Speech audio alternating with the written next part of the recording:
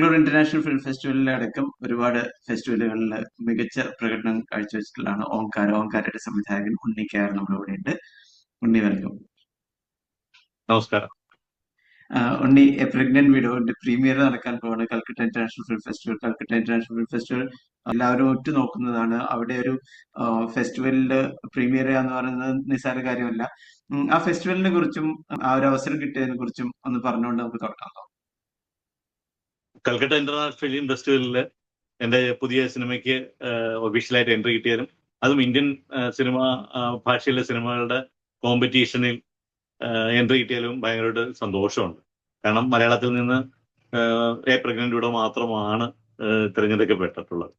അത് ഒരു വലിയ അംഗീകാരമായിട്ട് ഞാൻ കാണുന്നു. കാരണം എന്റെ കഴിഞ്ഞ ഓങ്കാരയും അവിടെ തന്നെയായിരുന്നു പ്രീമിയർ ചെയ്തിരുന്നത്. അതൊരു മലയാള ഭാഷാ സിനിമയായിട്ടായിരുന്നില്ല പോയത്, അത് ഒരു ഗോത്രഭാഷ സിനിമയായിട്ടായിരുന്നു പോയിരുന്നത്. അതും മത്സര വിഭാഗത്തിലായിരുന്നു. കോമ്പറ്റീഷൻ വിഭാഗത്തിൽ പങ്കെടുത്തു. അതൊരു വലിയ സന്തോഷമാണ്, അതൊരു വലിയ എക്സ്പീരിയൻസ് ആണ്. Very good. അത് കഴിഞ്ഞ പ്രാവശ്യം ഇഫി കഴിഞ്ഞിട്ടായിരുന്നു കൽക്കട്ട ഫിലിം ഫെസ്റ്റിവൽ വന്നിട്ടുണ്ടായിരുന്നു തോന്നുന്നു. കഴിഞ്ഞ പ്രാവശ്യം ഇഫി കഴിഞ്ഞിട്ടായിരുന്നു, നമ്മുടെ IFFK ചേർന്നായിരുന്നു. അതെ അതെ അതെ. ഇപ്പം ഈ ഒരു പുതിയ സിനിമയുടെ ജോൺറ എന്താണ്, അതിനെ കുറിച്ച് ഒരു ചെറിയൊരു ഇൻട്രൊഡക്ഷൻ തരാണ്. കാരണം കുറച്ചേ നമുക്ക് വായിക്കാനൊക്കെ മെറ്റീരിയൽ കിട്ടിയിട്ടുള്ളൂ സോഫാർ. പിന്നെ എൻ്റെ ഒരു കഥയെക്കുറിച്ചോ ഡീറ്റെയിലിനെ കുറിച്ചോ ഇതുവരെ ആരോടും കൂടുതലായിട്ട് പറഞ്ഞിട്ടുമില്ല. എനിക്ക് തോന്നുന്നു ആശിഷമായിട്ടാണ് ഞാൻ ആദ്യമായിട്ട് അത് പങ്കുവയ്ക്കാൻ പോകുന്നതെന്ന് തോന്നുന്നു. കാരണം ഇതൊരു നമ്മുടെ അടിച്ചമർത്തപ്പെട്ട ഒരു ജനവിഭാഗത്തിന്റെ കഥയായിരുന്നു ഞാൻ ഒങ്കാരയിലും പറഞ്ഞത്. അവരുടെ കഥ തന്നെയാണ് ഞാൻ പ്രഗ്നന്റ് വിഡോയിലും പറയുന്നത്. നമ്മൾ എത്ര പറഞ്ഞാലും അത് താഴെക്കെട്ടിലേക്ക് ആയിപ്പോയ ഒരു ദളിത് വിഭാഗത്തിന്റെ ഒരു പശ്ചാത്തലത്തിൽ തന്നെയാണ് ഞാൻ ഈ കഥയും പറയുന്നത്. അവർക്ക് കിട്ടേണ്ട അവകാശങ്ങൾ, ആ അവകാശങ്ങൾക്ക് വേണ്ടിയിട്ടുള്ള ഒരു പെൺകുട്ടി, അവളൊരു 7 മാസം പ്രഗ്നന്റ് ആണ്. അവളുടെ ഭർത്താവ് മരിച്ച് അവളുടേതായ കാര്യങ്ങൾ സാധിച്ചെടുക്കാൻ വേണ്ടിയിട്ട് അവൾ എടുക്കുന്ന സ്ട്രെയിനും സ്ട്രഗിളുമാണ് കഥ. ഒരു പെൺകുട്ടിക്ക് നമ്മുടെ എല്ലാ ഏരിയകളിലും അവളെ കൊണ്ട് സാധിക്കാം. ഇപ്പൊ നമ്മുടെ സ്ത്രീപക്ഷവും അല്ലെങ്കിൽ സ്ത്രീ ശാക്തീകരണം എന്നൊക്കെ പറയുന്ന ഒരു മൊമെന്റത്തിലും ഒരു പെൺകുട്ടി ഒരു ഉദ്ദേശവുമായിട്ട് ഇറങ്ങി തിരിച്ചാൽ അവൾ എന്തൊക്കെ ഫേസ് ചെയ്യേണ്ടി വരും, അതാണ് പറഞ്ഞു പോകുന്നത്. ഈ സിനിമയിലേക്ക് വരാം. അതിനു മുൻപ് ഉണ്ണി അറിയാത്ത കുറച്ച് ആളുകൾ ഉണ്ടെങ്കിൽ അവർക്ക്, കാരണം ഒരുപാട് മികച്ച സിനിമകളുടെ, പ്രത്യേകിച്ച് എടുത്തു പറയണമെങ്കിൽ കുപ്രസിദ്ധ പയ്യനും തൊണ്ടിമുതലും ദൃക്സാക്ഷിയിലൊക്കെ അസോസിയേറ്റ് ആയിട്ടും ഒരു യൂണിറ്റിന്റെ ഡയറക്ഷൻ എന്നൊക്കെയുള്ള രീതിയിലൊക്കെ വർക്ക് ചെയ്തിട്ടുള്ള ഒരാളാണ്. ഒരുപക്ഷെ അത്തരം സിനിമകൾ ഓഫ് കോഴ്സ് അതിന് എസ്തെറ്റിക് വാല്യൂ ഉള്ള സിനിമകളാണ് ഇവയൊക്കെ.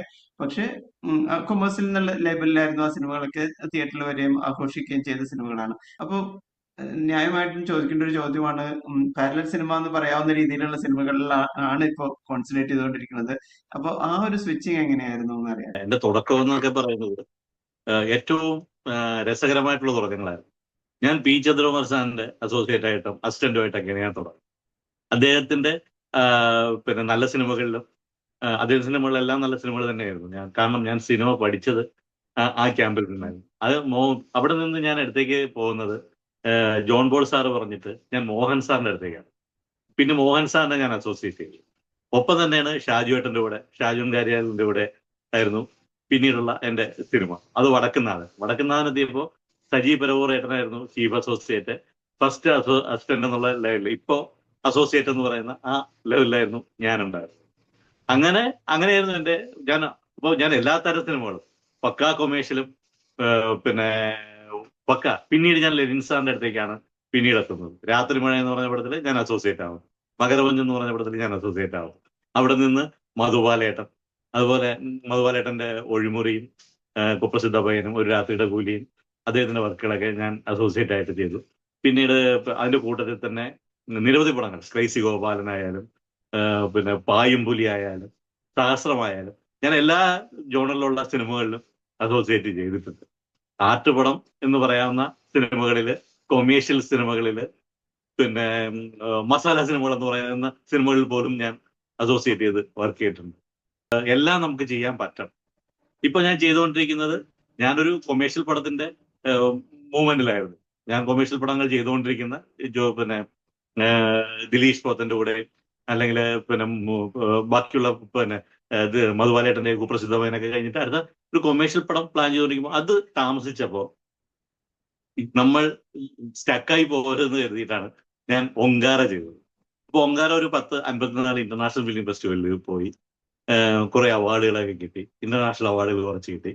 അതിൽ നിന്ന് നിൽക്കുമ്പോൾ അടുത്ത കൊമേഴ്ഷ്യൽ പടം ഓണായി വരുന്നു. പക്ഷെ അതിനൊരു ചെറിയ താമസം വന്നപ്പോൾ ആ സമയം എങ്ങനെ ഉപയോഗിക്കാം, അപ്പൊ നല്ലൊരു സബ്ജക്റ്റ് കിട്ടി. ആ സബ്ജക്റ്റ് എങ്ങനെ വർക്കൗട്ട് ചെയ്യാൻ തോന്നി, അത് അങ്ങനെ അങ്ങ് ചെയ്തതാണ്.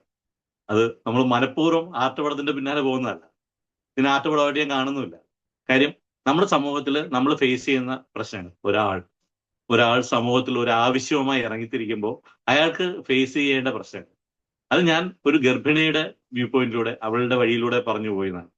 കാരണം എൻ്റെ അമ്മയോ എൻ്റെ സഹോദരിയോ എൻ്റെ ഭാര്യയോ അല്ലെങ്കിൽ നമ്മളുടെ ആരായാലും ഒരു പെൺകുട്ടി ഒരു പ്രശ്നം പരിഹരിക്കാനായിട്ട് നമ്മുടെ സമൂഹത്തിലേക്കോ നമ്മുടെ സിസ്റ്റത്തിലേക്കോ ഇറങ്ങുമ്പോൾ അവർക്ക് എന്തൊക്കെ ഫേസ് ചെയ്യേണ്ടി വരും, അതാണ് ഞാൻ ഈ പടത്തിൽ പറയുന്നത്.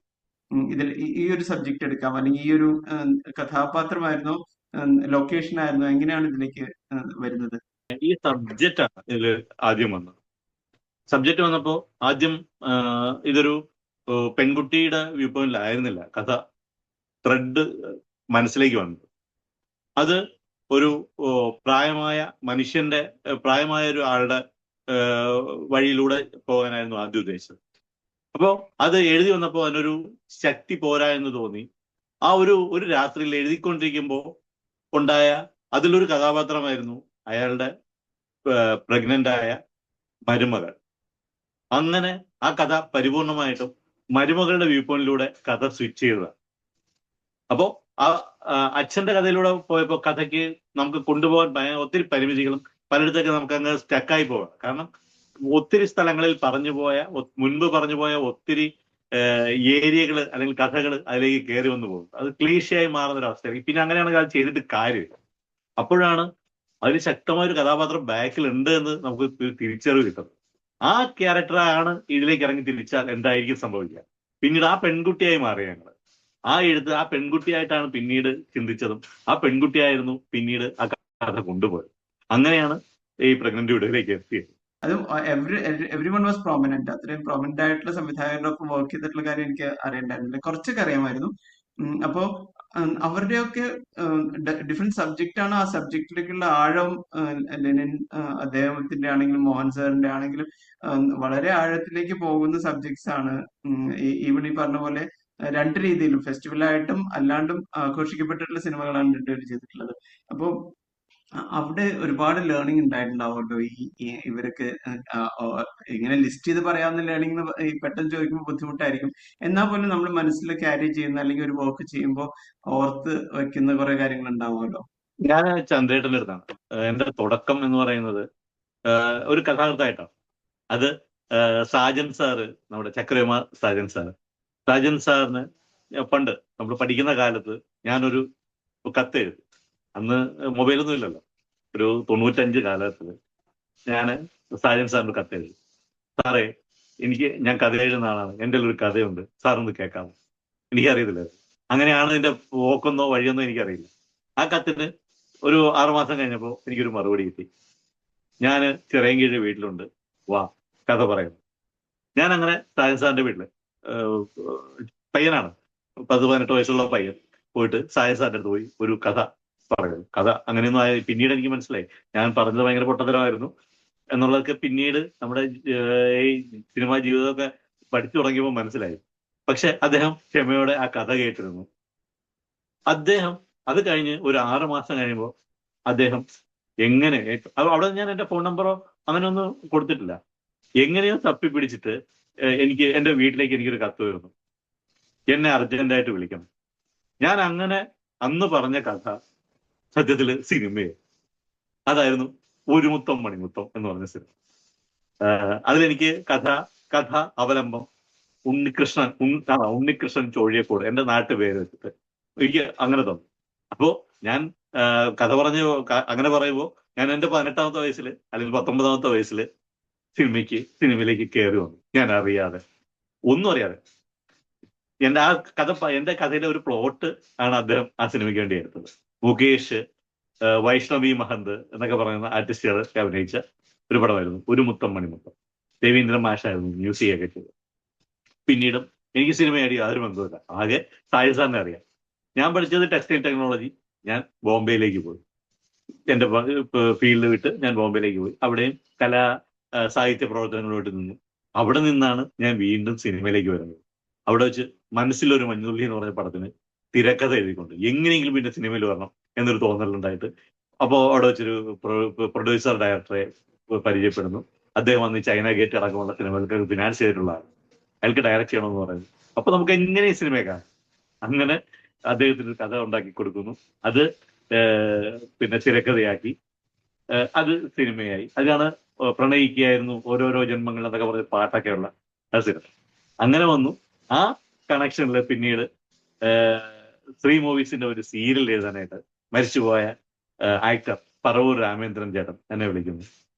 അങ്ങനെ ഞാൻ അവിടെ ചേർന്നു. അതാണ് മരുഭൂമിയിൽ പൂക്കാലം എന്ന് പറഞ്ഞിട്ട് ഒരു സീരിയൽ, ഒട്ടകത്തിന്റെ കഥകൾ. അതിന്റെ ആദ്യത്തെ 50 എപ്പിസോഡ് ഞാനും എൻ്റെ ഒരു സുഹൃത്ത് മുരളീകൃഷ്ണ എന്ന് പറയുന്ന എൻ്റെ ഒരു സുഹൃത്തും കൂടെ ചേർന്നിട്ടാണ് എഴുതിയത്. അത് സംവിധാനം ചെയ്യാൻ വന്ന ആളായിരുന്നു പി ചന്ദ്രകുമാർ സാറ്. അങ്ങനെ ചന്ദ്രേട്ടനുമായിട്ട് നല്ല ബന്ധമായി.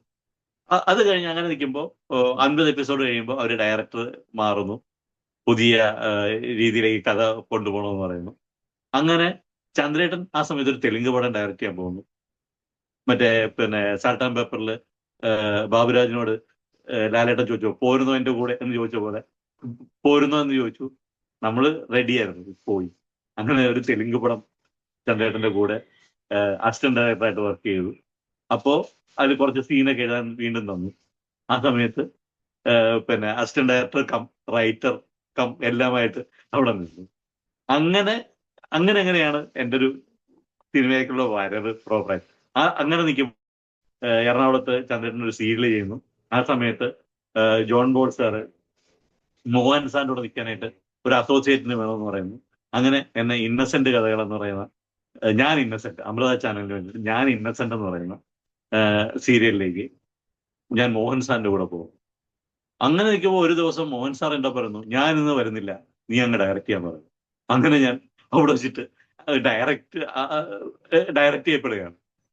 രാവിലെ സാറ് പിന്നെ ഞങ്ങളൊരു വിനു മോഹനൊക്കെയാണ് അഭിനയിച്ചത്. വിനു മോഹൻ, പിന്നെ മനോരമ ചാനലിലെ ഇപ്പൊ പ്രോഗ്രാം പ്രൊഡ്യൂസറുള്ള മിഥുൻ ചേറ്റൂരൊക്കെ ആയിരുന്നു ഇന്നസെന്റിന്റെ ചെറുപ്പം ചെയ്തത്. വലിയ ഇന്നസെന്റ് ആയിട്ട് ചെയ്തത് വിനു മോഹനൊക്കെ ആയിരുന്നു. വിനു മോഹൻ ആദ്യമായിട്ട് അഭിനയിക്കുന്ന അതിലായിരുന്നു തോന്നുന്നു. അപ്പൊ അവരെല്ലാം വെച്ച് ഞങ്ങളൊരു സ്ഥലത്ത് സെറ്റ് ചെയ്ത് നിൽക്കുമ്പോൾ സാറ് രാവിലെ 6:30 ആകുമ്പോഴത്തേക്ക് എന്നോട് വിളിച്ചു പറയുന്നു, ഞാൻ ഇന്ന് ഉച്ച കഴിയും വരാൻ, നീ അങ്ങ് എടുത്തേക്കാൻ. അപ്പൊ അപ്രതീക്ഷിതമായിട്ട് ഡയറക്ടർ ആവുകയാണ്. അങ്ങനെ ചെയ്തു. പിന്നീട് അപ്പോ ഷാജൂൺ കാര്യാലയത്തിന്റെ പിന്നെ വർക്കിൽ വടക്കുന്നാഥന്റെ അസിസ്റ്റൻസ് ആയിട്ട് ആൾക്കാർ വേണമെന്ന് പിന്നെ ചന്ദ്രേട്ടനോട് ഷാജുവേട്ടൻ പറഞ്ഞപ്പോഴത്തേക്ക് ചന്ദ്രേട്ടൻ എന്നെ ഷാജുവേട്ടന്റെ അടുത്തേക്ക് വിളിക്കും. അങ്ങനെ ഷാജുവേട്ടൻ്റെ കൂടെ വടക്കുന്നാഥനിൽ വർക്ക് ചെയ്തു. പിന്നീട് അതിനിടയിൽ തന്നെ ചന്ദ്രേട്ടന്റെയും അങ്ങനെ കുറെ സിനിമകളൊക്കെ വർക്ക് ചെയ്തിട്ടുണ്ടായിരുന്നു. പിന്നെ ഷാജുവേട്ടന്റെ കൂടെ കൂടി പിന്നീട് ലെൻസാന്റെ അടുത്തേക്ക് പോയി. മോഹൻ സാർ, പിന്നെ ദീപു കണ്ണാന്റെ ക്രൈസി ഗോപാലൻ, മോഹൻ ഗുപ്ലേരിയുടെ പടം, അങ്ങനെ പിന്നീട് സിനിമകളായിരുന്നു. എല്ലാ തരം സിനിമകളും വർക്ക് ചെയ്തു. ഇത്രയും എക്സ്പീരിയൻസ് ഉള്ള അസോസിയേറ്റ്സ് കുറവായിരിക്കും. ഒരുപക്ഷെ 1, 2, 3 സംവിധായകരുടെ ഒപ്പം. അത് നമ്മുടെ ഈ എക്സ്പീരിയൻസ് കൂടിപ്പോയതും നമ്മുടെ കുഴപ്പങ്ങളിൽ പെടുന്നതാണ്. എക്സ്പീരിയൻസ് കൂടിപ്പോയതും അതുകൊണ്ട് തന്നെ ഇപ്പോ ഒരു കാലത്ത് നമുക്ക് മുൻപേ സംവിധാനം ചെയ്യാമായിരുന്നു. അപ്പോഴും നമുക്ക് ചെയ്ത് നമുക്കൊന്ന് തെളിയണമെന്ന് പറഞ്ഞുകൊണ്ട് നിന്നപ്പോഴത്തേക്ക് കൊറോണ വന്നതോടുകൂടി സിനിമ കൊറോണയ്ക്ക് മുമ്പും കൊറോണയ്ക്ക് ശേഷം എന്ന് പറയുന്ന ഒരു അവസ്ഥയുണ്ടായി. അത് ഞങ്ങളെപ്പോലെ കുറെ പേരെ സത്യത്തിൽ ബാധിച്ചിട്ടുണ്ടാവാം. പ്രഗ്നന്റ് വിഡോവിന്റെ കാസ്റ്റ് ആൻഡ് ക്രൂവിനെ കുറിച്ചൊന്ന് കാരണം വെച്ചിട്ടുണ്ടെങ്കിൽ ഇത് വളരെ ചുരുങ്ങിയ സമയം കൊണ്ട് എടുത്ത സിനിമയാണെന്ന് ഞാൻ മനസ്സിലാക്കുന്നത്, അല്ലെ? വളരെ കുറച്ച് 12 ദിവസം കൊണ്ട് ചെയ്ത സിനിമയാണ്. 12 ദിവസം കൊണ്ടാണ് ഈ സിനിമ ഷൂട്ട് ചെയ്തത്. കാരണം നമ്മുടെ ഒരു പരിമിതിക്കുള്ളിൽ നിന്ന് ചെയ്യേണ്ട പടമാണ്. അതുകൊണ്ട് തന്നെ, കാരണം ആർട്ടിസ്റ്റ് ഇല്ല, ഒന്നുമില്ല. പക്ഷെ വളരെ ചെറിയ ബഡ്ജറ്റിൽ എനിക്ക് എന്റെ കൂടെ നിൽക്കുന്നവർ, അപ്പൊ എന്റെ കൂടെ സിനിമ പഠിക്കണം എന്നാഗ്രഹിച്ച് കുറെ പേര് എൻ്റെ അടുത്ത് റിക്വസ്റ്റ് ചെയ്യുകയും എന്നെ വിളിച്ച് സംസാരിക്കുകയൊക്കെ ചെയ്ത കുറെ പേരെ സിനിമ പഠിക്കാൻ വേണ്ടിയിട്ട് നിങ്ങൾ കൂടെ നിന്ന് പഠിക്കൂ എന്ന് പറഞ്ഞ് ഞാൻ അവരുടെ കൂടെ നിങ്ങൾക്ക് എനിക്ക് പ്രത്യേകിച്ച് ഒരു വലിയ ശമ്പളമോ ഒന്നും തരാൻ പറ്റില്ല. നിങ്ങൾക്ക് എനിക്ക് തരാൻ പറ്റുന്ന ഒരു കാര്യം, നിങ്ങൾ എന്റെ കൂടെ നിന്ന് പഠിക്കുക എന്ന് പറഞ്ഞ് എന്റെ കൂടെ കുറെ പേര്, പിന്നെ എന്റെ കൂടെ നിൽക്കാൻ താല്പര്യമുള്ളവർ, അതാണ് ആദ്യം വേണ്ടത്. താല്പര്യം എന്ന് പറയുന്ന ഒരു സംഭവമാണ് ആദ്യം വേണ്ടത്. ആ താല്പര്യമുള്ളവരെ ഞാൻ എന്റെ കൂടെ കൂട്ടി അഭിനയിക്കാനായിട്ട്. അഭിനയിച്ചത് ഒരു പ്രധാന വേഷം ചെയ്ത് നമ്മുടെ വെറ്ററൻ, നമ്മുടെ ഇപ്പോ ഏറ്റവും കൂടുതൽ ചർച്ച ചെയ്യപ്പെടുന്ന, വീണ്ടും ചർച്ച ചെയ്യപ്പെടുന്ന ആർട്ടിസ്റ്റായ കൃഷ്ണൻകുട്ടി നായരേട്ടന്റെ മകൻ ശിവകുമാറായിരുന്നു എന്റെ ഇതില് പ്രധാന വേഷം ചെയ്തത്. ഒപ്പം ഇതില് ഈ പ്രഗ്നന്റ് വിഡോ ആയി ചെയ്യാൻ കാരണം ദാരിദ്ര്യം ആയിരുന്നു എന്റെ പ്രധാന വിഷയം.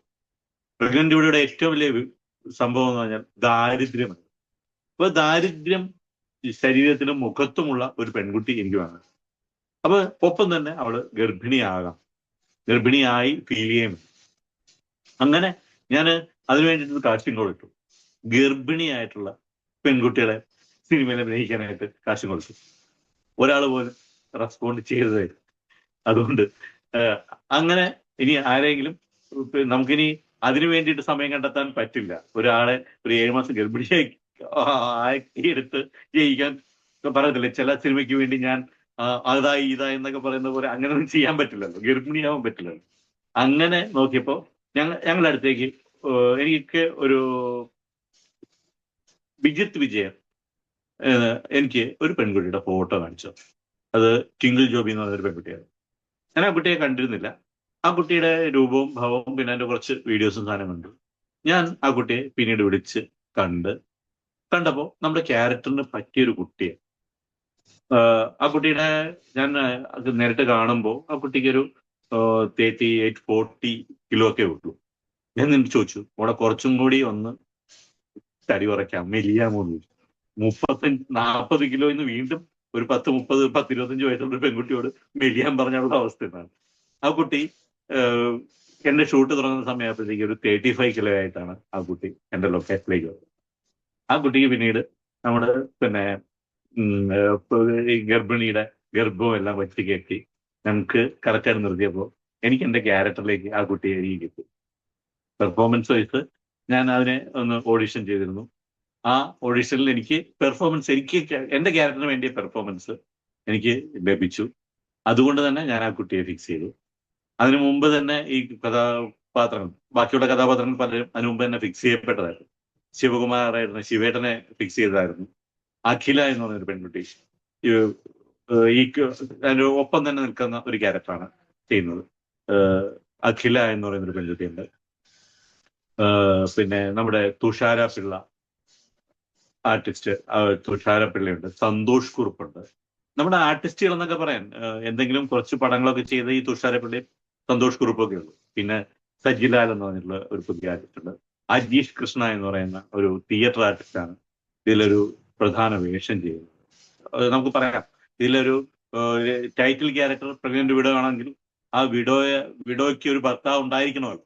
ആ ഭർത്താവിന്റെ വേഷം ചെയ്യുന്നത് അജീഷ് കൃഷ്ണയാണ്. അങ്ങനെ വളരെ കുറച്ച് ആർട്ടിസ്റ്റുകളും വളരെ ചെറിയൊരു ക്രൂവുമായിട്ടാണ് പടം ചെയ്തത്. ക്യാമറ ചെയ്തിരിക്കുന്നത് സാംലാൽ പി തോമസ് എന്ന് പറഞ്ഞ ആളൊരുക്കം എന്നൊക്കെ പറഞ്ഞ സിനിമയുടെയൊക്കെ ക്യാമറമാൻ. എഡിറ്റ് ചെയ്തിരിക്കുന്നത് സുജീർ ബാബു സുരേന്ദ്രൻ.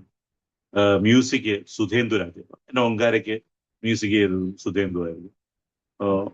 പിന്നെ മേക്കപ്പ് പിന്നെ ജയൻ പൊങ്കളവും സുധീഷ് എന്ന് പറഞ്ഞൊരു പുതിയൊരു പയ്യനായിരുന്നു. ആർട്ട് രതീഷ് എന്ന് പറഞ്ഞൊരു പയ്യനാണ്. അതുപോലെ പിന്നെ പോസ്റ്റർ ഞാൻ എൻ്റെ പുതിയ പോസ്റ്ററുകളെല്ലാം ഒരു ഡിഫറെന്റ് ആയിട്ട് വേണമെന്ന് ആഗ്രഹം ഉണ്ടായിരുന്നു. അത് ഞാൻ പല ഏരിയകളിലൂടെ സഞ്ചരിച്ചിട്ടും എനിക്ക് ഇഷ്ടമുള്ള അല്ലെങ്കിൽ ഒരു ഇന്റർനാഷണൽ പോസ്റ്റർ വേണമെന്ന് എൻ്റെ ഒരു ആഗ്രഹം ഉണ്ടായിരുന്നു. അത് നടക്കുമെന്ന് എനിക്ക് അറിയില്ലായിരുന്നു. പക്ഷെ അതിനടുപ്പിച്ചെങ്കിലും എനിക്ക് ചെയ്യാൻ പറ്റിയ ഒരു അഖിൽ എന്ന് പറഞ്ഞൊരു പുതിയ ഒരു ചെറുപ്പക്കാരനെ കിട്ടി. അവൻ നല്ല പോസ്റ്റർ തന്നു. എല്ലാവരും മാക്സിമം ആൾക്കാരെ, ഞാൻ പുതിയ ആൾക്കാരാണ് എൻ്റെ കൂടെ ഉള്ളത്. അതിൻ്റെതായ പ്രശ്നങ്ങൾ ചിലപ്പോൾ ഉണ്ടാകുമായിരിക്കാം. ഒന്നും ഉണ്ടാകാതിരിക്കുമെന്ന് മാക്സിമം പ്രശ്നങ്ങൾ ഇല്ലാതെ ചെയ്യാനാണ് ശ്രമിച്ചിട്ടുള്ളത്.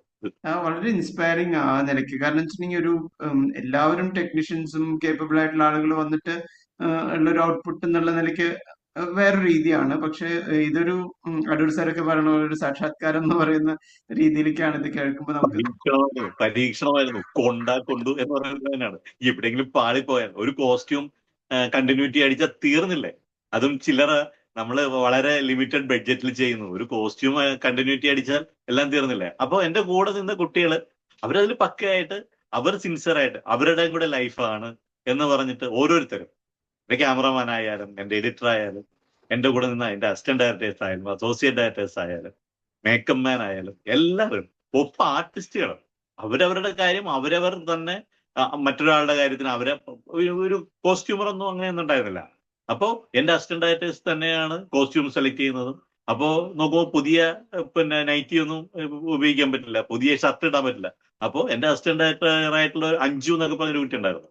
അവള് തന്നെ അടുത്ത പോലെ വീട്ടിലൊക്കെ പോയിട്ട് ചേട്ടാ ഒരു ഷർട്ട് ഒന്ന് തരാമോ എന്ന് ചോദിച്ചിട്ട് അത് മേടിച്ചോണ്ട് വരും. പിറ്റേ ദിവസം മുതൽ പിന്നെ ആ ഷർട്ട് മേടിക്കാൻ വേണ്ടി അടുത്ത വീട്ടുകാരൻ ഒരു സൈഡിൽ വന്ന് നിൽക്കുന്ന ഒരു അവസ്ഥ ഉണ്ടായിരുന്നു. കണ്ടിന്യൂറ്റി ആയി ഇപ്പൊ കൊടുക്കാൻ പറ്റില്ലല്ലോ. അപ്പോ അതുപോലെ ഓരോരുത്തരും, എന്റെ അസോസിയേറ്റ് ആയിട്ട് രണ്ടുപേരായിരുന്നു. നമുക്ക് ബൈജു ഭാസ്കർ എന്ന് പറഞ്ഞിട്ടും രാജേഷ് അങ്കോത്തും. അവരും അവരൊക്കെ എന്ന് വെച്ചാൽ സത്യത്തില് അവരൊരു അസോസിയേറ്റ് ഡയറക്ടറെ പണി തൊട്ട് പ്രൊഡക്ഷൻ ബോർഡ് പണി വരെ അവർ ചെയ്തിട്ടുണ്ട്. അങ്ങനെ എല്ലാവരും അവരവരുടെ പോസ്റ്റിനപ്പുറത്തോട്ട് ഒരു സിനിമയുടെ സാക്ഷാത്കാരത്തിന് വേണ്ടിയിട്ട് എല്ലാവരും ശ്രമിച്ചു. അതിന്റെ ഒരു സത്യസന്ധമായ പ്രതിഫലനമാണ് ഈ കൽക്കട്ടയിലേക്കുള്ള എൻട്രി എന്നാണ് ഞാൻ വിശ്വസിക്കുന്നത്. കാരണം PFന്റെ പിന്നെ നമ്മുടെ 4-5 ഫെസ്റ്റിവലാണ് ഉള്ളത്. ഗോവ, ട്രിവാൻഡ്രം, കൽക്കട്ട, ബാംഗ്ലൂർ ആൻഡ് ജിയോമാമി. അതിൽ ജിയോമാമി ഈ വർഷം ക്യാൻസൽ ആണെന്ന് കേട്ടത്. അപ്പോ ഇനി കൽക്കട്ട, ട്രിവാൻഡ്രം, ഗോവ ആൻഡ് ബാംഗ്ലൂർ ആണ്. അത് ഫസ്റ്റ് പ്രഖ്യാപിച്ച ഫെസ്റ്റിവലിൽ തന്നെ നമുക്ക് എൻട്രി മത്സര വിഭാഗത്തിൽ കിട്ടിയത് ഏറ്റവും വലിയ ഭാഗ്യമായിട്ട് കാണുന്നു. അതൊരു കലാകാരന്മാരെന്നുള്ള രീതിയിൽ എന്റെ കൂടെ വർക്ക് ചെയ്ത ഞങ്ങളൊരു 40 പേരുണ്ടായിരുന്നു. 40 പേർക്കും കിട്ടിയ അംഗീകാരമായിട്ടാണ് ഞാൻ കാണുന്നത്. കാരണം എല്ലാവരും അത്രയും കഷ്ടപ്പെട്ടു. ഞങ്ങൾ ഈ 12 ദിവസം കൊണ്ട് തീർക്കാൻ വേണ്ടിയിട്ട് അവര് പിന്നെ 12 ദിവസം എന്ന് വെച്ചാൽ അവരൊരു 100 നൂറ്റാണ്ട് കഷ്ടപ്പെട്ടതുപോലെ കഷ്ടപ്പെട്ടു. അതിന്റെ ഗുണം പലർക്കും ഉണ്ടായി. ഇപ്പൊ തന്നെ കാണുന്നു പോയി. എന്റെ കൂടെ നിന്ന് അസിസ്റ്റന്റ് ഡയറക്ടേഴ്സ് ഒക്കെ സൈഡിലൂടെ ഇപ്പോ പിന്നെ പരസ്യം ഡയറക്റ്റ് ചെയ്യുന്നു, ഷോർട്ട് ഫിലിം ഡയറക്റ്റ് ചെയ്യുന്നു. ഇതൊക്കെ കാണുമ്പോൾ ഉണ്ടാകുന്ന ഒരു സന്തോഷമുണ്ട്. സത്യം. ഉണ്ണിയുടെ രീതി എങ്ങനെയാ? ചില ആളുകള് സ്റ്റോറി ബോർഡ് ചെയ്തിട്ട് വരച്ചിപ്പോ എനിക്ക് തോന്നുന്നു തൽപ്പാവിലല്ലല്ലോ അല്ലെ? അപ്പൊ അല്ല ബാബു അദ്ദേഹമൊക്കെ വരച്ചിട്ടാണല്ലോ ഈ പിന്നെ ഇത് ചെയ്യുക. അല്ല ഞാൻ ചോദിക്കാം, എങ്ങനെയാ ഇതിന്റെ ഒരു സംവിധാന രീതി, എങ്ങനെയാണ് ഇത് കൺസീവ് ചെയ്യുന്നത്, എങ്ങനെയാണ് ഇത് കമ്മ്യൂണിക്കേറ്റ് ചെയ്യുന്നത്? ലൈക്ക് ഇപ്പൊ ഒരു ഹൈറാർക്കി വേണമെങ്കിൽ അസോസിയേറ്റിന്റെ അടുത്ത് പറഞ്ഞ് ബാക്കിയുള്ള കാര്യങ്ങൾ അസിസ്റ്റൻസിന്റെ അടുത്ത് കമ്മ്യൂണിക്കേറ്റ് ചെയ്ത് അങ്ങനെ ചെയ്യാം. ഇത് 12 ദിവസം കൊണ്ട് ചെയ്തെടുക്കുക എന്ന് പറയുന്നത് അത്രയും മാസീവ് ടാസ്ക് ആണ്. ഒരു കംപ്ലീറ്റ് ഫീച്ചർ ഫിലിം ചെയ്തെടുക്കുക എന്ന് പറയുന്നത്. സോ ഉണ്ണിയുടെ ഒരു രീതി എങ്ങനെയാ ഫിലിം ചെയ്യുന്നതിന്റെ? ഞാൻ സ്റ്റോറി ബോർഡ് ലൈനിൽ പോയിട്ടില്ല. കാരണം ഞാൻ ഒരു ഡയറക്ടർ അടുത്ത് മാത്രം ഉറച്ചു നിൽക്കാത്തത് കൊണ്ടാവാം, എനിക്ക് എല്ലാ ഡയറക്ടേഴ്സിന്റെ കയ്യിൽ നിന്നും പഠിച്ച പാഠങ്ങളായിരുന്നു എൻ്റെ മുന്നോട്ടുള്ള വഴിക്ക് എപ്പോഴും ഇതായത്. അതുകൊണ്ട് തന്നെ എത്ര പെട്ടെന്ന് എങ്ങനെ ഷൂട്ട് ചെയ്യാമെന്നുള്ളത് ഞാൻ പഠിച്ചത് ചന്ദ്രേട്ടൻ്റെതാണ്, പി ചന്ദ്രകുമാർ സാറിൻ്റെതാണ്. എങ്ങനെ ഈസി ആയിട്ട് ഷൂട്ട് ചെയ്യാം, എന്ത് ക്വാളിറ്റിയിൽ ഷൂട്ട് ചെയ്യാന്ന് പഠിച്ചത് പിന്നെ മധുബാലേട്ടനിൽ നിന്നും ദിലീഷ് പോത്തിന്റെ നിന്നും മധുസാന്റെ നിന്നും.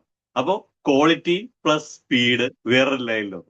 പിന്നീട് എങ്ങനെ അതിനെ ത്രില്ലാക്കാമെന്ന് പഠിപ്പിച്ചത് മറ്റുള്ള ഡയറക്ടേഴ്സിന്റെ കയ്യിൽ നിന്ന്, ക്രൈസി ഗോവലിനടക്കോ അല്ലെങ്കിൽ സഹസ്രമടക്കോ ഒക്കെ വർക്ക് ചെയ്യുമ്പോൾ ഉണ്ടാവുന്ന ത്രില്ലർ പടങ്ങൾ ചെയ്യുമ്പോൾ ഉണ്ടാവുന്ന ത്രില്ലായിട്ട് ഷൂട്ട് ചെയ്യാം.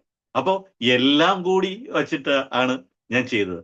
പിന്നീട് വ്യക്തമായ നമ്മുടെ ബുദ്ധിമുട്ടുകൾ, നമ്മുടെ പരിമിതികൾ നമുക്ക് അറിഞ്ഞുകൊണ്ട് തന്നെ വ്യക്തമായ ഒരു ചാർട്ടിങ്ങിന്റെ ബലത്തിലാണ് ഇത് ചെയ്തത്. നല്ലൊരു ചാർട്ടിങ്. ഇത് ഇത്ര ദിവസം കൊണ്ട് ചെയ്യണം, ഈ സാധനങ്ങൾ ഇന്ന് തീർക്കണം എന്ന് പറഞ്ഞ വ്യക്തമായ ഒരു ചാർട്ടിങ്ങിൽ തന്നെയാണ് ചെയ്തത്. അതുകൊണ്ട് തന്നെയാണ് ഈ 12 ദിവസം. ആ ചാർട്ട് എന്ന് വെച്ചാൽ ചെറിയ പടമായതുകൊണ്ട് തന്നെ പലപ്പോഴും ചാർട്ട് പൊളിയാനുള്ള ചാൻസസും വളരെ കൂടുതലാണ്. അപ്പോ ചാർട്ട് പൊളിഞ്ഞിട്ട് പോലും 12 ദിവസം കൊണ്ട് ഇത് തീർക്കാൻ പറ്റി. കാരണം ഇപ്പൊ പടം പറയുമ്പോൾ വലിയ പടമാണ്. പാലക്കാടും തിരുവനന്തപുരത്തൊക്കെ ഷൂട്ട് ചെയ്ത വലിയ പടമാണ്. പാലക്കാട് ലൊക്കേഷൻസ് പറയുമ്പോൾ ഇങ്ങനെയാണ്, പാലക്കാട്, തിരുവനന്തപുരം, നെയ്യാറ്റിൻകര ഒക്കെയാണ് പടം ഷൂട്ട് ചെയ്തിരിക്കുന്നത്. ഒരുപാട് സബ്ജക്ട്സ് മനസ്സിൽ കിടക്കുന്നുണ്ടാവും, ഇൻക്ലൂഡിങ് കൊമേഴ്സിൽ. അടുത്തത് പ്ലാൻ ആയോ എന്താണെന്നുള്ളത് അറിയാൻ? അടുത്തത് ഒരു ആർട്ടിസ്റ്റ് പ്രോജക്റ്റ് ആണ്, ഒരു കൊമേഴ്ഷ്യൽ പ്രോജക്റ്റ് ആണ് നിൽക്കുന്നത്.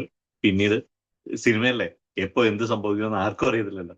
എന്തായാലും അടുത്ത ഉടനെ പടം ഉണ്ടാവും. ഞാൻ നേരത്തെ പറഞ്ഞല്ലോ, ഉണ്ണി പറഞ്ഞിരുന്നു, അതായത് കോവിഡിന് മുൻപ് ഉള്ള മലയാള സിനിമ, കോവിഡിന് ശേഷമുള്ള സിനിമ എന്നുള്ള രീതിയിൽ അത് പറയുമ്പോൾ തന്നെ ഈവൻ കോntന്റ് വൈസും മേക്കിംഗ് വൈസും കുറച്ച് മാറ്റങ്ങൾ വന്നിട്ടുണ്ട് തോന്നുന്നു. നമ്മുടെ അപ്രീസിയേഷൻ ലെവലും മാറിയിട്ടുണ്ട് ഓഡിയൻസിന്റെ. ഇത് ഉണ്ണിയുടെ വിലയിരുത്തൽ അതെ. എന്താണെന്ന്? അല്ല, നല്ല സിനിമകൾ ഉണ്ടാവുന്നുണ്ട്. നല്ല സിനിമകൾ അത് കോവിഡിന് മുൻപും കോവിഡിന് ശേഷം എന്ന് പറയുന്നത് സിനിമ അപ്ഡേറ്റഡ് ആയി. കാരണം ആ ഒരു കാലഘട്ടം കൊണ്ട് പണ്ടൊക്കെ എന്ന് വെച്ചാൽ ലോക സിനിമകൾ നമ്മുടെ അടുത്തേക്ക് എത്താൻ കുറച്ച് സമയമെടുത്തിരുന്നു. ഇപ്പോ ആ കാലഘട്ടം കൊണ്ട് എല്ലാവരും കൂടുതൽ സിനിമകളും കാര്യങ്ങളും കണ്ടു തന്നെ ലോക സിനിമയ്ക്കൊപ്പം നമ്മൾ എത്താൻ പറ്റി. അതുകൊണ്ടാണ് ഈ മലയാള സിനിമയുടെ ക്വാളിറ്റിയൊക്കെ തന്നെ ഇന്റർനാഷണൽ ലെവലിലേക്ക് ഇപ്പം വളർന്നു കഴിഞ്ഞു. പണ്ടായിരുന്നെങ്കിൽ നമ്മൾ ഉണ്ടായിരുന്ന നമ്മളെ സബ്ജക്റ്റ് നമുക്ക് ഇത്രയും പരിമിതികൾ ഉണ്ടായിരുന്നു. ചിന്തിക്കുന്നതിന് പോലും മലയാള സിനിമ എന്ന് പറയുമ്പോൾ നമ്മൾ ചിന്തിക്കുന്നതിന് പോലും പരിമിതികൾ ഉണ്ടായിരുന്നു. ആ പരിമിതികളെല്ലാം ഇപ്പൊ മാറ്റിയിട്ടാണ് പുതിയ സിനിമകൾ വരുന്നത്. ഇപ്പൊ ഇറങ്ങിയിട്ടുള്ള ലോകയായാലും ഇന്നിറങ്ങിയ പ്രണവിന്റെ സിനിമയായാലും അതൊക്കെ നമുക്ക് ഇപ്പോൾ നമ്മുടെ മുമ്പിൽ നമ്മുടെ മലയാള പടം എന്ന് പറഞ്ഞിട്ട് എടുത്തു വയ്ക്കുമ്പോൾ ഒരു ഇന്റർനാഷണൽ പടമായി മാറുകയാണ്. അത് തന്നെയാണ് നമുക്ക് കൊറോണയ്ക്ക് മുൻപും ശേഷം എന്ന് പറയാവുന്ന ഏറ്റവും വലിയ ക്വാളിറ്റി. നമ്മൾ മലയാളി എന്ന് പറയുന്നത് ആരുടെയും താഴെയല്ല. നമ്മൾക്കും നമ്മുടെ ബഡ്ജറ്റിന് അപ്പുറത്തോട്ട് നമുക്ക് പ്രോജക്റ്റുകൾ ഉണ്ടാക്കാൻ പറ്റും എന്ന് നമുക്ക് മനസ്സിലാക്കിയൊരു കാലം. പിന്നീട് അതുവരെ കൊറോണയ്ക്ക് മുൻപ് വരെ മലയാള സിനിമ നമ്മുടെ കേരളത്തിനുള്ളിൽ മാത്രം കാണുന്നതും ചില സിനിമകൾ മാത്രം കേരളത്തിന് പുറത്തും. കൊറോണയോടുകൂടി OTT സജീവമായപ്പോൾ എല്ലാ മലയാള സിനിമകളും എല്ലാവരും ലോകം മുഴുവൻ അവരവരുടെ ഭാഷയിൽ കാണുന്ന ഒരു അവസ്ഥ വന്നു. അതുകൊണ്ടാണ് ഇപ്പോൾ ഒരു മലയാള സിനിമ ഇറങ്ങുമ്പോൾ തന്നെ ഹിന്ദിയിലെ ഡയറക്ടേഴ്സ് അല്ലെങ്കിൽ തമിഴിലെ ഡയറക്ടേഴ്സ് ഒക്കെ തന്നെ നമ്മുടെ പടങ്ങൾ കണ്ടിട്ട് ആർട്ടിസ്റ്റിനെ വിളിക്കുന്നത്, ടെക്നീഷ്യൻസിനെ വിളിച്ച് അപ്രീഷിയേറ്റ് ചെയ്യുന്നതും നമ്മുടെ ടെക്നീഷ്യൻസ് ലോകം മുഴുവൻ അറിയപ്പെടുന്നതും ഈ കൊറോണയ്ക്ക് ശേഷമുള്ള ഈ ടെക്നോളജിയുടെ മാറ്റം തന്നെയാണ്. അതൊരു വലിയ മാറ്റമാണ്. ഇപ്പൊ തന്നെ നമ്മുടെ സിനിമകൾ തന്നെ കച്ചവടം ചെയ്യപ്പെടുന്നതും ആ ഒരൊറ്റ പേരിൽ തന്നെയാണ്. അത് വലിയ ഗുണമാണ്. പറഞ്ഞത് വളരെ കറക്റ്റ്. ഇപ്പൊ അടുത്ത കാലത്ത് ഇറങ്ങിയത് ഓരോ മലയാള സിനിമയും, ഈവൻ ബോളിവുഡ് പ്രൊഡ്യൂസേഴ്സ് ഇവിടെ വന്നല്ലോ. ലൈക്ക് റോന്തൊക്കെ എനിക്ക് തോന്നുന്നു അവിടെ നിന്നുള്ള ഇപ്പൊ പ്രൊഡ്യൂസേഴ്സ്. ടി സീരീസ് അടക്കമുള്ള കമ്പനികൾ വരുന്നു. ഇപ്പൊ തന്നെ ആ ഭ്രമയുഗം ചെയ്ത വൈനോട്ടൊക്കെ തന്നെ ഇപ്പൊ പുതിയ പടവും രാഹുലിന്റെ പടം ചെയ്തിരിക്കുന്നത് വൈനോട്ടൊക്കെ അല്ലേ. വലിയ വലിയ കമ്പനികളല്ലേ വന്നേക്കുന്നത്. അത് ഏറ്റവും വലിയ ഗുണമല്ലേ. കാസ്റ്റ് ആണെങ്കിലും ക്രൂ ആണെങ്കിലും റിലേറ്റീവ്ലി പുതിയ ആളുകൾ എന്ന് പറയാം. ഉണ്ണിയുടെ ഒരു കോൺസെപ്റ്റിലാണ് സംഭവങ്ങൾ മുന്നോട്ട് പോയത്. അപ്പൊ ഇത് എങ്ങനെയാണ് ഇവരുടെ അടുത്ത് കാര്യങ്ങൾ ഡിസ്കസ് ചെയ്ത്, ലൈക്ക് വർക്ക്ഷോപ്സ് ഉണ്ടായിരുന്നു? ഇവരെ ഏത് രീതിയിലാണ് ഇവരെ ഗ്രൂം ചെയ്ത് ലൈക്ക് മേക്കിംഗ്? കാരണം ആ ഒരു സ്റ്റേജിൽ അവരെ കൂടി എലിവേറ്റ് ചെയ്താലാണല്ലോ എക്സിക്യൂഷൻ വൈസ് അത് ഈസി ആവുള്ളൂ. അതെങ്ങനെയായിരുന്നു? അതിന്റെ ഒരു പ്രോസസ് എങ്ങനെയായിരുന്നു? ക്യാമ്പ് എന്ന് പറയാനായിട്ട് ക്യാമ്പായിട്ടൊന്നും ഞാൻ കോർഡിനേറ്റ് ചെയ്തില്ല.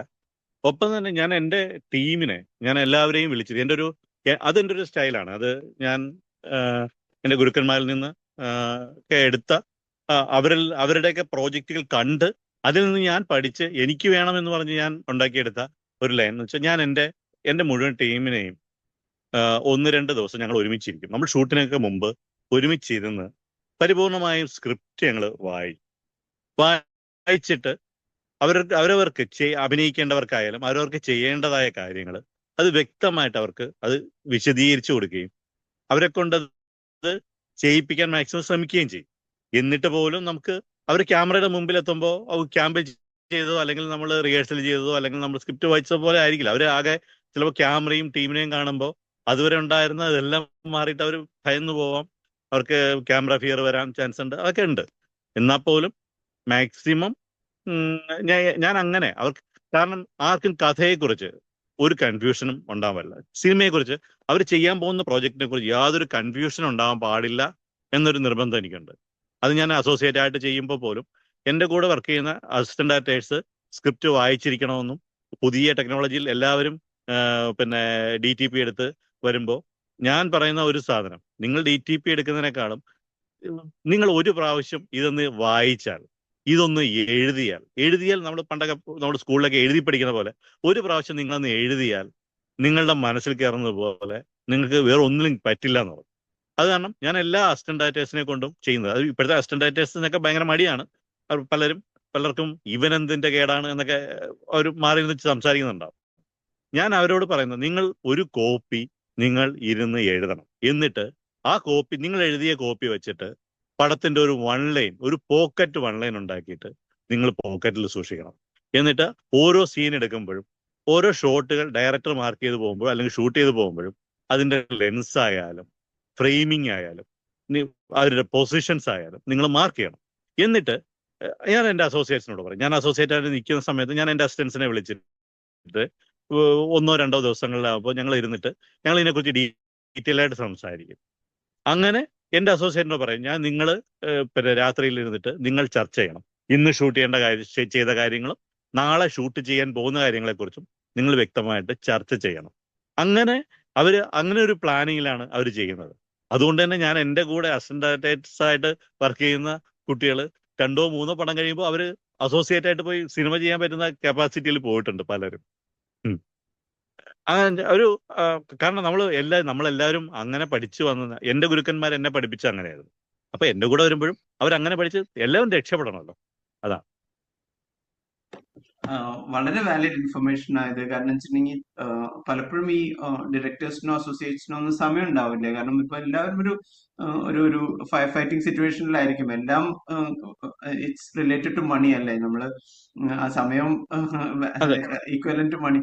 അപ്പോ ആർക്കും ഇതിനുള്ള, പക്ഷെ ദിസ് ഇസ് ലൈക്ക് അമേസിങ്. കാരണം വെച്ചിട്ടുണ്ടെങ്കിൽ ആ ഒരു സിറ്റുവേഷനിൽ ഈ പറഞ്ഞ പോലെ ലെൻസിനോ ഇതിനൊന്നും കോൺസെൻട്രേറ്റ്, കാരണം എല്ലാവരും അവരവരുടെ ഡ്യൂട്ടിയിൽ തിരക്കായിരിക്കും. അതിന് സർപ്ലസ് ആളുകൾ ഉണ്ടാവില്ല. ഒരാൾ തന്നെ മൾട്ടിപ്പിൾ കാര്യങ്ങൾ ചെയ്യേണ്ടി വരും. ഇപ്പൊ അല്ല, പിന്നെ ഞാൻ വലിയ പടങ്ങൾ ചെയ്യുന്ന സമയത്തായാലും ഞാൻ ഇങ്ങനെ വേറെ ഒന്നുമില്ല ആശിഷ്, അത് ഭയങ്കര എളുപ്പമാണ്. ഇപ്പോൾ വൈകുന്നേരം നമ്മൾക്ക് ചെയ്യേണ്ട ജോലികൾ നമ്മൾ കറക്റ്റായിട്ട് ഓരോ ADസിനും വീതിച്ചു കൊടുത്തു കഴിഞ്ഞിട്ട് രാത്രിയിൽ നമുക്ക് ഭക്ഷണം കഴിക്കുന്ന 4 പേര് ഒരുമിച്ചിരുന്ന് ഭക്ഷണം കഴിച്ചാൽ മതി, പ്രശ്നങ്ങൾ സംസാരിച്ചാൽ മതി. അത് നമുക്ക് നാളത്തെ കാര്യങ്ങൾ നമുക്ക് അപ്പം സംസാരിച്ചാൽ മതി. നമുക്ക് 1 മിനിറ്റ് പോലും നമുക്ക് അഡീഷണൽ ആയിട്ട് നമ്മൾ എടുക്കേണ്ടി വരുന്നില്ല. അങ്ങനെയൊക്കെ ഭയങ്കരമായിട്ട് ചെയ്യാൻ പറ്റും. നമുക്കത് അങ്ങനെ അത് പറയാം, അതാണ് ഒരു ചാർട്ടിങ് അല്ലെങ്കിൽ ഒരു സിസ്റ്റമാറ്റിക് ആയിട്ട് കാര്യങ്ങൾ ചെയ്യണം എന്ന് പറയുന്നൊരു കാര്യമാണ്. ഞാനിപ്പോൾ ചെയ്തത്, കാരണം ഞാൻ സാമ്പത്തിക പരിമിതികളിലാണ്. ഞാൻ ചെറിയ ബഡ്ജറ്റാണ് 2 പടങ്ങൾ ചെയ്തത്. സാമ്പത്തിക പരിമിതികളുണ്ടായിരുന്നില്ല. ഈ ബഡ്ജറ്റിലേ ചെയ്യാൻ പറ്റൂ എന്നറിയാവുന്നതുകൊണ്ട് ആ ബഡ്ജറ്റ് അനുസരിച്ചാണ് ഞാൻ ചെയ്തത്. സാമ്പത്തിക പരിമിതികളെന്നൊന്നും പറയാൻ പറ്റില്ല. ഞാൻ ഈ ബഡ്ജറ്റേ എനിക്കുള്ളൂ, എനിക്ക് ഈ ബഡ്ജറ്റിലേ ചെയ്യാൻ പറ്റൂ, അപ്പോൾ എനിക്ക് ഈ ബഡ്ജറ്റിന് പറ്റിയ ആൾക്കാർ മതി എന്ന് പറഞ്ഞ് തന്നെയാണ് ഞാൻ ചെയ്തത്. ആ ബഡ്ജറ്റിനുള്ളിൽ തന്നെ എനിക്ക് സിനിമ തീർക്കാനും പറ്റി. അപ്പോൾ അതിന്റെ കൂട്ടത്തിൽ തന്നെ ഇപ്പോൾ പിന്നെ പഠിക്കാനായിട്ട് 5 പേര് പഠിക്കാൻ തന്നെ ഉണ്ടായിരുന്നു. സിനിമ സംവിധാനം പഠിക്കാൻ വേണ്ടിയിട്ട് 5 പേരുണ്ടായിരുന്നു. ട്രിവാൻഡ്രം പിന്നെ ഊളൻപാറ പിന്നെ ഹോസ്പിറ്റലിലെ ഒരു ഡോക്ടർ സഹിതം സംവിധാനം പഠിക്കാനായിട്ട് എൻ്റെ കൂടെ ഉണ്ടായിരുന്നു.